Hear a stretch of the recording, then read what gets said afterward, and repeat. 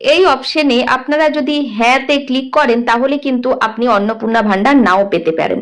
তাই পুরো ভিডিওটা দেখবেন এবং পুরো ভিডিওটা দেখে তারপর ফর্মটা ফিল আপ করবেন। পরিবারের প্রধানের নাম, এখানে লেখা আছে পরিবারের প্রধানের নাম। ধরুন এখানে আমি আমার হাজবেন্ডের নাম দেবো, যেহেতু আমার শ্বশুরমশাই আছেন কিন্তু এখন গ্রামের বাড়িতে থাকেন, মাঝে সাঝে এখানে আছে, সেহেতু আমি এখন আমার হাজবেন্ডের নাম এখানে দেবো। ঠিক আছে, সোমনাথ অধিকারী আমি এখানে নাম দিয়ে দিলাম। ঠিক আছে, এবার আধার কার্ড অনুযায়ী, ঠিক আছে, আধার কার্ডে যেভাবে নাম লেখা আছে ঠিক সেইভাবে দেবেন। তারপরে এই যে জন্ম তারিখ, অনেকে জিজ্ঞাসা করছেন দিদি ভাই জন্ম তারিখটা কার দেবো, বাড়ির যে সদস্য, প্রধান সদস্য, তারই এখানে জন্ম তারিখটা দেবেন।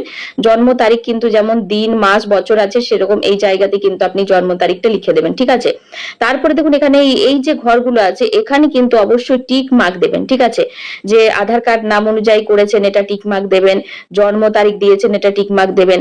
তারপরে তিনি পুরুষ নাকি মহিলা, তাহলে পুরুষে আমি দাগ দেবো, সেখানে এখানে টিক মার্ক দেবো। ঠিক আছে, এবার পরিবারের প্রধানের আধার নাম্বার, এখানে আপনি আধার নাম্বারটা দিয়ে দেবেন, এখানে আপনি আধার নাম্বারটা দিয়ে দেবেন, এখানে টিক মার্ক দেবেন। তারপরে দেখুন রেশন কার্ড যদি থাকে আপনার ডিজিটাল হ্যাঁ লিখবেন, না হলে না লিখবেন। ঠিক আছে, এখানে আমি না লিখে দেবো। ঠিক আছে, আপনার এটা যদি থাকে, ঠিক আছে, এখানে না লিখে দেবেন। তারপরে আপনি যেটা দিচ্ছেন সেটা অবশ্যই টিক মার্ক দেবেন। তারপরে এখানে প্রপার আপনার যে ঠিকানা, সেই ঠিকানাটা এখানে দেবেন, আপনার ভিলেজ, পোস্ট, ডিস্ট্রিক্ট, মানে পিন নাম্বার দিয়ে এখানে প্রপার ঠিকানাটা, স্থায়ী ঠিকানা দেবেন। তারপর এখানে টিক মার্ক দেবেন। ঠিক আছে, টিক মার্ক গুলো অবশ্যই দেবেন। যোগাযোগ নাম্বার, এখানে কার যোগাযোগ নাম্বার দেবেন, যিনি বাড়ির হেড প্রধান তার যোগাযোগ নাম্বার, যেটা আধার কার্ডের সাথে লিঙ্ক আছে সেই নাম্বারটা এখানে দিয়ে দেবেন, সেই নাম্বারটা এখানে দিয়ে দেবেন। ঠিক আছে, নাম, জন্ম তারিখ, লিঙ্গ, পরিবারের সদস্যদের। ঠিক আছে, প্রথমে কার লিখবেন, প্রথম এই যে পরিবারের প্রধান, এখানে কিন্তু আপনি যে পরিবারের প্রধান সেখানে এখানে কিন্তু নাম লিখে দিলেন। ঠিক আছে, তারপরে দেখুন নাম্বার 1 যে সদস্য, এখানে কার নাম আপনি লিখবেন। যেহেতু এখানে আপনি অন্নপূর্ণা ভান্ডারের ফর্ম ফিল আপ করছেন, সেহেতু আপনাকে কিন্তু এখানে অন্নপূর্ণা ভান্ডার যার নামে হবে প্রথম সদস্য কিন্তু তার নামের ডিটেলসটা এখানে দেবেন, তার নাম দেবেন, তার জন্ম তারিখ দেবেন, তার লিঙ্গ দেবেন, পরিবারের মানে প্রধানের সাথে তার সম্পর্ক কি এবং তার আধার কার্ড নাম্বার। ঠিক আছে, এখানে দেবেন। এবার এখানে দেখুন সাইডে লেখা আছে অন্নপূর্ণা যোজনের জন্য আবেদন করা হচ্ছে। এবার যার সদস্যের যে নাম, তার নামে কি আপনি অন্নপূর্ণা ভান্ডারের জন্য আবেদন করছেন। এখানে যেহেতু 1 নাম্বার সদস্যে আপনি অন্নপূর্ণা ভান্ডারের ডিটেলস দিচ্ছে, সেহেতু এখানে হ্যাঁটাতে টিক দেবেন। এখানে যেহেতু আমি হেড অফ দা যে ফ্যামিলি তার নাম দিয়েছি, সেহেতু এখানে হ্যাঁটাতে টিক মার্ক দেব না, কারণ যে আমার হাজবেন্ড তার নামে তার অন্নপূর্ণা হচ্ছে না, তাহলে তার টিক মার্ক দেব না। কিন্তু যেহেতু আমি এই যে 1 নাম্বার সদস্য সেখানে আমার নাম দেব, সেহেতু আমার অন্নপূর্ণা ভান্ডার হবে, সেহেতু আমি এই যে হ্যাঁটাতে টিক মার্ক দেব। ঠিক আছে, তারপরে 2 নাম্বার সদস্যে যদি আপনার মা হয় বা যা হয় বা যে কোনো মহিলা হয়, সে যদি অন্নপূর্ণা ভান্ডার মানে সদস্যর জন্য নাম লিখাতে চান, সেক্ষেত্রে এখানে হ্যাঁতে আপনি টিকমার্ক দিতে পারেন। ঠিক আছে, বা এখানে আপনি আপনার হাজবেন্ড বা আপনার শ্বশুর শাশুড়ি নাম লিখবেন, কিন্তু অবশ্যই 1 নাম্বারে আপনি যার নামে ফর্মটা ফিল আপ করছেন, সদস্য যে এই ফর্মটার অন্নপূর্ণা ভান্ডার পাবেন তার নামটা 1 নাম্বারে দেবেন। ঠিক আছে, এটা বোঝাতে পারলাম। পরের পেজে দেখুন আমি চলে যাচ্ছি, তারপরের পেজে দেখুন এখানে নিচে আছে পরিবারের যে এবার 2, 3, 4 যতগুলো সদস্য আছে, তবে মনে রাখবেন এই যে সদস্য 3 নাম্বারে, 4 নাম্বারে বা 1 নাম্বারে যার ফিল আপ করেছেন সেই রুলস ধরেই, মানে সেই নাম্বার ধরেই কিন্তু আপনি বাকি এই ফর্মটা ফিল আপ করবেন। ঠিক আছে, 1 নাম্বারে যার নাম দিয়েছে ঠিক এই সদস্যের 1 নাম্বারে ঠিক তার নামের ডিটেলসটাই কিন্তু দেবেন। ঠিক আছে, আপনাদেরকে বোঝাতে পেরেছি। যারা অন্নপূর্ণা ভান্ডারের জন্য আবেদন করবেন সেখানে আপনারা হ্যাঁতে টিক দেবেন, না হলে দেবেন না। ঠিক আছে, পুরুষ হলে দেবেন না। ঠিক আছে, এবার এখানে লিখুন, লিখেছে পরিবারের প্রধান সকল প্রাপ্তবয়স্ক সদস্যদের ব্যাংক অ্যাকাউন্টের নাম্বার। এবার যেহেতু আপনার হেড অফ দা, প্রথমে দেখুন এখানে লিখেছে হেড অফ দা, এখানে প্রথমে দেখুন লিখেছে হেড অফ দা, তো এখানে যে আছে আপনার প্রথম প্রধান তার অ্যাকাউন্ট নাম্বার, আইএফসিডি কোড ডিটেলস দিয়ে দিলেন, ডিবিটি লিংক অবশ্যই করতে হবে তার। ঠিক আছে, তারপরে দেখুন সদস্য নাম্বার 1, এখানে আপনি আপনার নিজের যে যার নামে অন্নপূর্ণা ভান্ডার হচ্ছে তার অ্যাকাউন্টের ডিটেলস এখানে দেবেন। ঠিক আছে, তারপরে আর কেউ যদি কারো দিচ্ছেন তাহলে তার দেবেন। ঠিক আছে, এটা গেল 2 নাম্বার ফর্মে। ঠিক, তারপরে এখানে দেখুন এপিক নাম্বার দিতে হবে। এপিক নাম্বার ভোটার কার্ডে এবারে head of the EPIC number, প্রথমে যে হেড আছে প্রধান আপনার পরিবারের সদস্য, প্রধান সদস্য, ভোটার কার্ডের যে এপিক নাম্বার সেই এপিক নাম্বার দেবেন, বিধানসভা কোন বিধানসভা সেটা দেবেন এবং অংশ নাম্বার এটা দেবেন। ঠিক আছে, প্রথমে হেড অফ দা দিলেন, 1 নাম্বারে ঠিক যার দিয়েছেন প্রত্যেকের সদস্যর 1 নম্বরে ঠিক তার ডিটেলসটাই দেবেন। এখানে আপনার নিজের দেবেন যে অন্নপূর্ণা ভান্ডারের জন্য করছে ফর্ম ফিল আপ, তার দেবেন। তারপরে দেখুন 12 নম্বর বিভাগ, আপনি যদি জেনারেল কাস্ট হন জেনারেল কাস্ট দেবেন, এখানে কোন তপশিল জাতি এসটি এসসি যেটা হবে সেটা দেবেন, ঠিক আছে। রেশন কার্ড আছে কি না, ডিজিটাল রেশন কার্ড যদি থাকে হ্যাঁ করবেন, যদি না থাকে তো না করে দেবেন। তারপরে রেশন কার্ডটা আপনার কি কোন ক্যাটাগরির, AAY না SPHH কি ক্যাটাগরি সেটা এখানে দেবেন, ঠিক আছে। তারপরে দেখুন এখানে লিখেছে চিহ্ন দিতে হবে, সঠিকভাবে টিক চিহ্ন দেবেন, ঠিক আছে। টিক চিহ্ন দিতে হচ্ছে এগুলো, ঠিক আছে। এই যে ঘরগুলো এখানে যদি হ্যাঁ হয় তবে এখানে টিক চিহ্ন দিবেন, না হলে দিবেন না। এখানে দিচ্ছেন তাহলে এখানেও টিক চিহ্ন দেবেন, এই সাইডের ঘরগুলোতেও কিন্তু টিক চিহ্ন দিতে হবে। তারপরে দেখুন লিখেছে সম্পদ, বাড়ির ধরন, আপনার বাড়ি, এখানে দেখুন একটা প্রশ্ন থাকে, আপনার বাড়ি 3 বা তার বেশি পাকা ঘর আছে, মানে মানুষের ঘর তো বেশিরভাগ মধ্যবিত্ত মানুষের একটাই হয়, তার মধ্যে একটা হবে কি দুটো হবে খুব জোর, কিন্তু 3টে পাকা বাড়ি মানে আলাদা আলাদা দালান বাড়ির কথা কিন্তু বলছে না, মানে একটা ঘরের মধ্যে আপনার কি 3টে পাকা বাড়ির রুম আছে, আপনার যদি 3টে রুম থাকে বা 3-এর বেশি থাকে তাহলে আপনি হ্যাঁ লিখবেন, না হলে না লিখবেন, ঠিক আছে। এবার লিখেছে পারিবারিক জমির মালিকানা, মালিকানা যদি থাকে মানে আপনি কি ভাড়া বাড়িতে থাকেন না আপনার পুরো বাড়িটার মালিকানা, সেটা আপনি দেবেন, ঠিক আছে। তবে এখানে যদি হ্যাঁ দেন তাহলে এখানে কিন্তু টিকমার্ক দেবেন, ঠিক আছে। টিকমার্ক গুলো অবশ্যই দেবেন। তারপরে দেখুন রেজিস্ট্রি করা নথি কপি, মানে আপনি যে বাড়িতে যদি থাকেন সেই বাড়ি যদি আপনার নিজের হয় বা আপনার নিজের নামে যদি কোনো মালিকানা বাড়ি থাকে, সেই যে রেজিস্ট্রেশন মানে আপনার দলিলটা এখানে কিন্তু পুট আপ করতে হবে, ঠিক আছে। যে নিজের আপনার বাড়ি আছে সেই দলিল কিন্তু এখানে আপনাকে নথির সাথে দিতে হবে, ঠিক আছে। কি কি ডকুমেন্টস লাগবে অবশ্যই বলে দেব। আর তো এখানে কিন্তু হ্যাঁ লিখলে হ্যাঁ, আপনার যদি মালিকানা থাকে হ্যাঁ লিখবেন, অথবা না লিখবেন, ঠিক আছে। লিখেছে পরিবারের যে সকল সদস্য মোট জমির পরিমাণ শতক হিসেবে, আপনার টোটাল যে জমি আছে আপনার পরিবারের সদস্যদের সেই জমির পরিমাণ লিখতে হবে, এবং রেজিস্ট্রেশন নথি সর্বশেষে আবার জমির নথিও দিতে হবে। যে জমি আপনার আছে, যে শতক কথা বলবেন সেই শতক হিসেবে লিখবেন, এবং তার নথিও কিন্তু এখানে জমা দিতে হবে, পুট আপ করতে হবে, ঠিক আছে। এবার দেখুন 4 নম্বরে লিখেছে যানবাহন, আপনার বাড়িতে 4 চাকার কি গাড়ি আছে, অবাণিজ্যিক মানে বাণিজ্য করে না এমন কি গাড়ি আছে 4 চাকার, যে মানে ঘোরাফেরা করার জন্য, যদি থাকে হ্যাঁ লিখবেন, না থাকলে না লিখবেন। আর যদি থাকে তাহলে কিন্তু এখানে মডেল নাম, রেজিস্ট্রেশন নাম্বার, গাড়ি কটা আছে সেটা লিখতে হবে, এখানে মডেল নাম লিখতে হবে, ঠিক আছে। তারপরে আছে 5 নম্বরে পারিবারিক সদস্যদের স্বাস্থ্য বীমা, কারো যদি স্বাস্থ্য বীমা থাকে তাহলে কিন্তু সরকারি স্বাস্থ্য বীমা যদি থাকে হ্যাঁ দেবেন, যদি না থাকে না দেবেন, ঠিক আছে। যদি থাকে তাহলে সরকারি না বেসরকারি, হেড অফ দা, প্রথমে হেড অফ দার আপনি ডিটেলসটা দিয়ে দেবেন যে সরকারি না বেসরকারি, সরকারি হলে সরকারি, না হলে বেসরকারি, ঠিক আছে। বীমার যে অঙ্ক সেই অঙ্কটা মানে প্রিমিয়াম বিবরণ এখানে দিতে পারেন। তারপরে সদস্য নাম্বার 1 মানে যে অন্নপূর্ণা ভান্ডার ফিল আপ করছেন যে মহিলার নামে, তার এখানে দিতে হবে, তার যদি থাকে তাহলে এটা লিখতে হবে সরকারি বেসরকারি, যেমন আমাদের স্বাস্থ্য সাথী এখন আছে সেহেতু সরকারি আছে বলে লিখতে হবে, বা এখানে আপনি টিকমার্ক দেবেন, ঠিক আছে। তারপরে এইভাবে কিন্তু প্রত্যেকের সদস্যদের আছে কিনা আপনাকে এখানে মানে ডিটেলসটা দিতে হবে।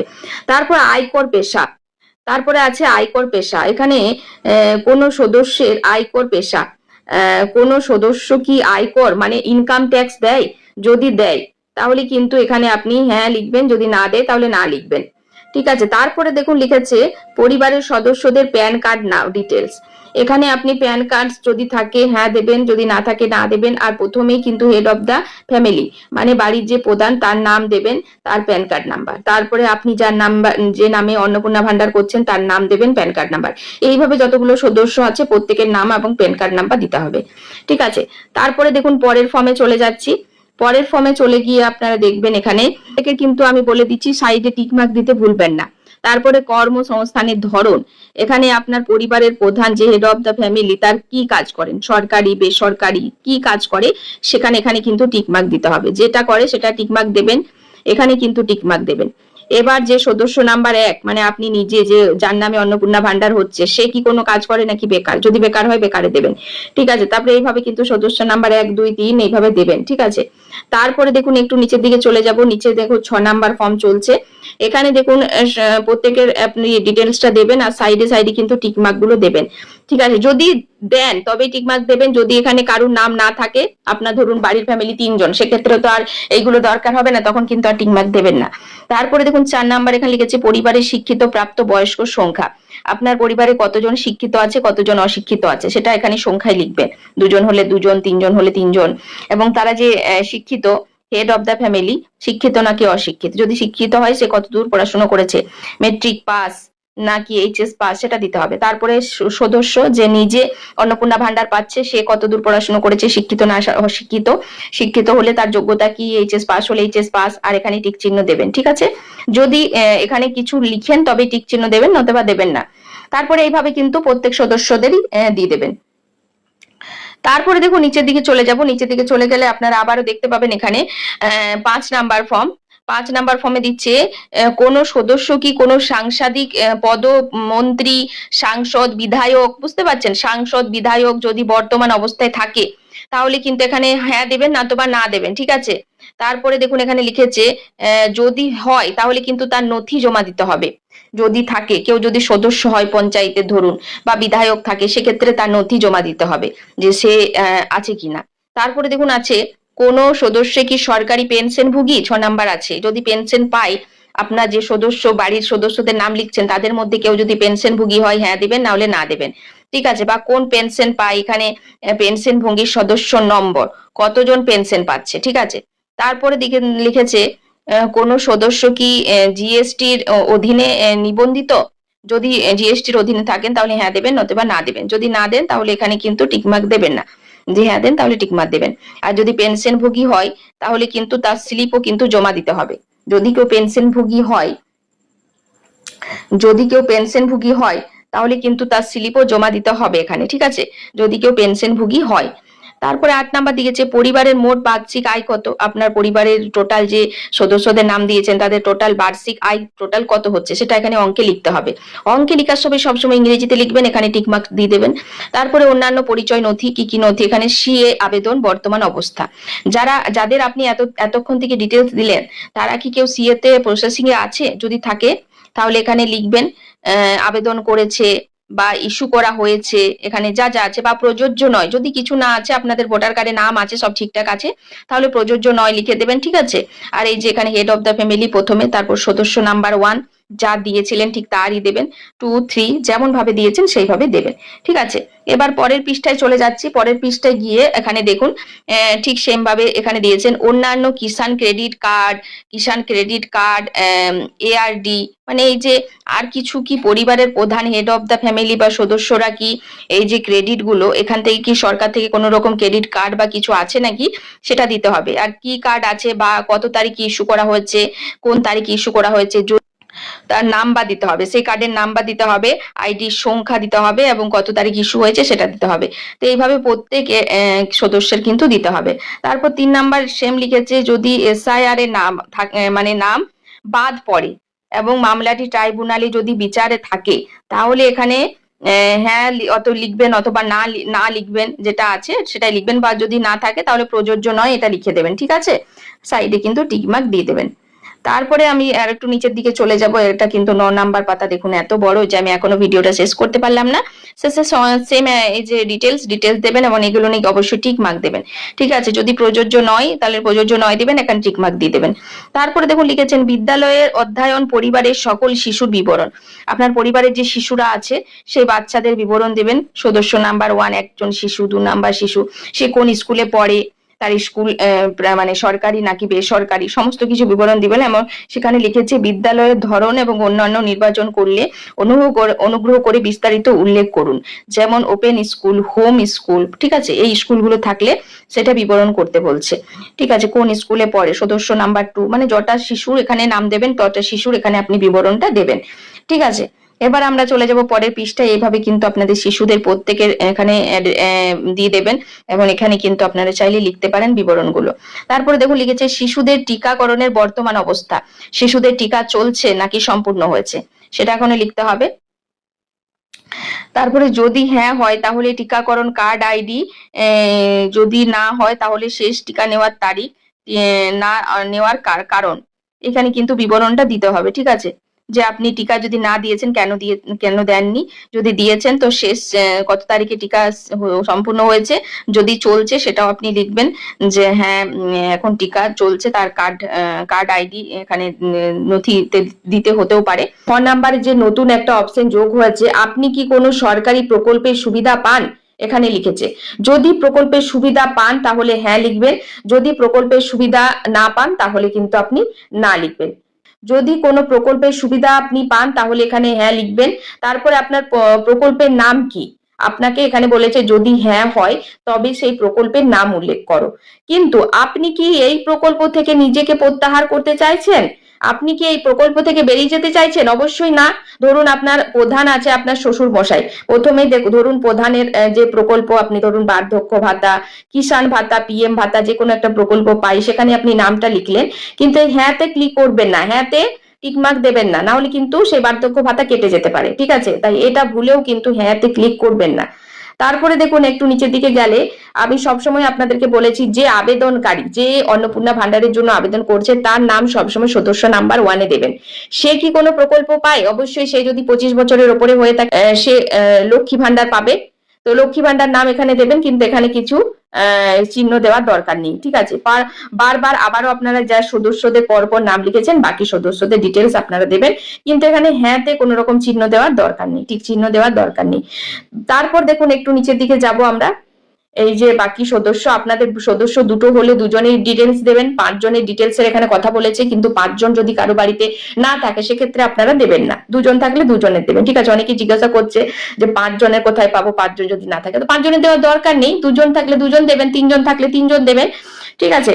তারপরে দেখুন এখানে লিখেছে বাদ দেওয়া হলে কারণ, মানে আপনি যে প্রকল্প টাকা পান সেখান থেকে আপনার বাদ দেওয়া যদি হয়েছে আগে, তাহলে সেই কারণটা আপনি এখানে লিখবেন যদি জানা থাকে, যদি না জানা থাকে তাহলে লেখার দরকার নেই। তারপরে এখানে ঘোষণার সম্মতি, তারপরে দেখুন এখানে ঘোষণার সম্মতি, আপনি যে ফর্মটা এতগুলো বিবরণ দিয়েছেন সেগুলো তো সঠিক, সেগুলো যাচাইযোগ্য, অবশ্যই যাচাইযোগ্য হলে এখানে সম্মতি দিতে হবে, তারপরে এখানে স্বাক্ষর করতে হবে, ঠিক আছে। পুরোটা ক্লিয়ার হয়ে গেল। এবার আপনারা প্রশ্ন করবেন আপনাদের যদি কোনো রকম কোনো প্রশ্ন থাকে।